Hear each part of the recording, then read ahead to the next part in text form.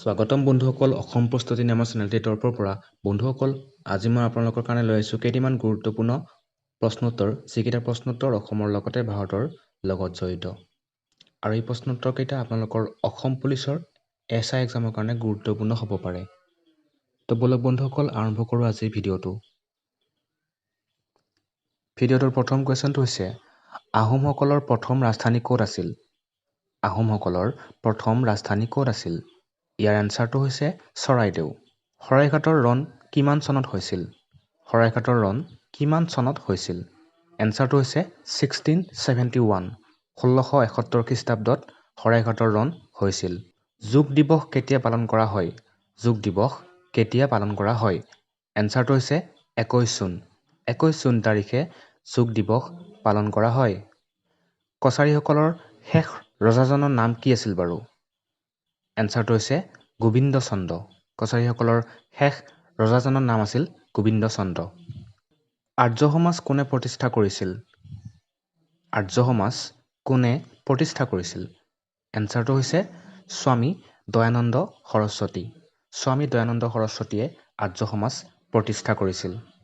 অসমৰ কোনখন জিলাত জোনবিল মেলা অনুষ্ঠিত হয় অসমৰ কোনখন জিলাত জোনবিল মেলা অনুষ্ঠিত হয় এনসাৰটো হৈছে মৰিগাঁও জিলাত জোনবিল মেলা অনুষ্ঠিত কৰা হয় ভাৰতৰ 33তম ৰাষ্ট্ৰীয় খেলখন ক'ত অনুষ্ঠিত হৈছিল ভাৰতৰ 33তম ৰাষ্ট্ৰীয় খেলখন অসমত অনুষ্ঠিত হৈছিল 1947 চনত অসমৰ প্ৰথমগৰাকী ভাৰতীয় গভৰ্ণৰ কোন আছিল ইয়াৰ এনসাৰটো হৈছে ছাৰ আকবৰ হাইদৰি আছিল 1947 চনত অসমৰ প্ৰথমগৰাকী ভাৰতীয় গভৰ্ণৰ অসম সাহিত্য সভাৰ প্ৰথম সভাপতিজনৰ নাম কি আছিল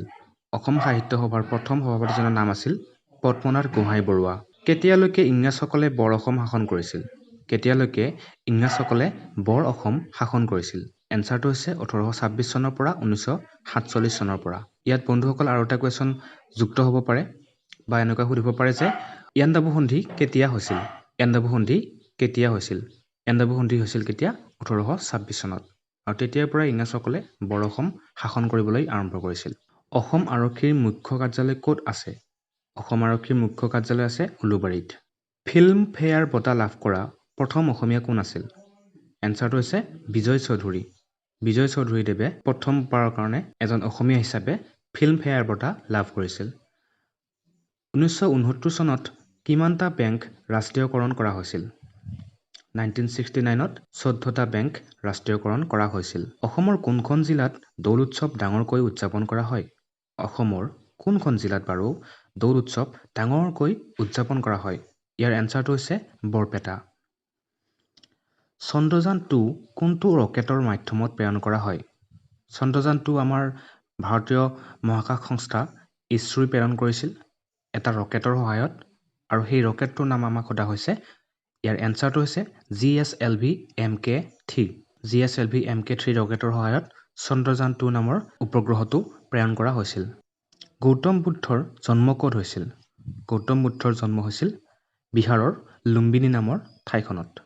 স্বাধীনতাৰ আগত অসমৰ প্ৰথম মুখ্যমন্ত্ৰী কোন আছিল ইয়াৰ এনসাৰটো হ'ব মহম্মদ ছাদুল্লাহ স্বাধীনতাৰ আগত অসমৰ প্ৰথম মুখ্যমন্ত্ৰী বা প্ৰধানমন্ত্ৰী আছিল মহম্মদ ছাদুল্লাহ বা আপোনালোকক স্বাধীনতাৰ আগত বুলি নকৈ অসমৰ প্ৰথম প্ৰধানমন্ত্ৰী কোন আছিল বুলি সুধিব পাৰে মানে অসমৰ পৰা ইয়াৰ এনসাৰটো হ'ব মহম্মদ ছাদুল্লাহ হিউৱেন চাং অসমৰ কোনজন ৰজাৰ দিনত অসমলৈ আহিছিল হিউৱেন চাং অসমৰ কোনজন ৰজাৰ দিনত অসমলৈ আহিছিল ইয়াৰ এনসাৰটো হ'ব কুমাৰ ভাস্কৰ বৰ্মনৰ দিনতেই হিউৱেন চাং অসমলৈ আহিছিল আৰু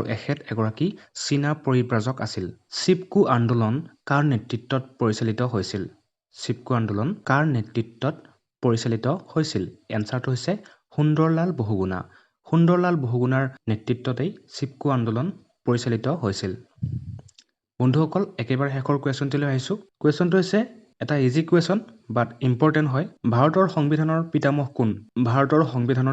কোন ইয়াৰ এনসাৰটো হ'ব ডক্টৰ BR আম্বেদকাৰ তো বন্ধুসকল এনেকুৱা ধৰণৰ কুৱেশ্যন আপোনালোকলৈ মই আকৌ লৈ আহিম কাইলৈ গতিকে প্লিজ চেনেলটো ছাবস্ক্ৰাইব কৰিব ভিডিঅ'টো লাইক কৰিব শ্বেয়াৰ কৰিব বন্ধুবৰ্গৰ মাজত, যিসকলে এছআই এক্সাম দিব বা যিসকলে নিদিয়ে তেওঁলোকৰ কাৰণে এই প্ৰশ্নকেইটা বহুত বেছি পৰিমাণে গুৰুত্বপূৰ্ণ হয়। তো আজিলৈ ইমানে বন্ধুসকল, ধন্যবাদ একেবাৰে শেষলৈ ভিডিঅ'টো চোৱাৰ কাৰণে। জয় আই অসম।